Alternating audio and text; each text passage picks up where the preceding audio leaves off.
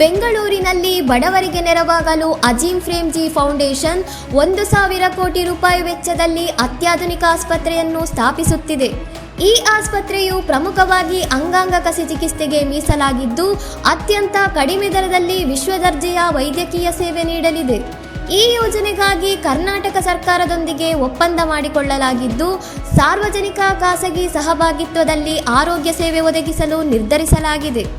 ರಾಜ್ಯದ ಜನರಿಗೆ, ವಿಶೇಷವಾಗಿ ಆರ್ಥಿಕವಾಗಿ ಹಿಂದುಳಿದವರಿಗೆ ದುಬಾರಿ ಅಂಗಾಂಗ ಕಸಿ ಚಿಕಿತ್ಸೆ ಸುಲಭವಾಗಿ ಸಿಗುವಂತೆ ಮಾಡುವುದು ಈ ಯೋಜನೆಯ ಮುಖ್ಯ ಉದ್ದೇಶ. ಈ ಬೃಹತ್ ಆಸ್ಪತ್ರೆಯು ಬೆಂಗಳೂರಿನ ವೈದ್ಯಕೀಯ ಕ್ಷೇತ್ರದಲ್ಲಿ ಹೊಸ ಮೈಲಿಗಲ್ಲಾಗಿದ್ದು, ಸಾವಿರಾರು ರೋಗಿಗಳಿಗೆ ಮರುಜೀವ ನೀಡುವ ನಿರೀಕ್ಷೆ ಇದೆ. ಹೆಚ್ಚಿನ ಮಾಹಿತಿಗಾಗಿ ನೋಡ್ತಾ ಇರಿ ಸೌರಂ ಟಿವಿ.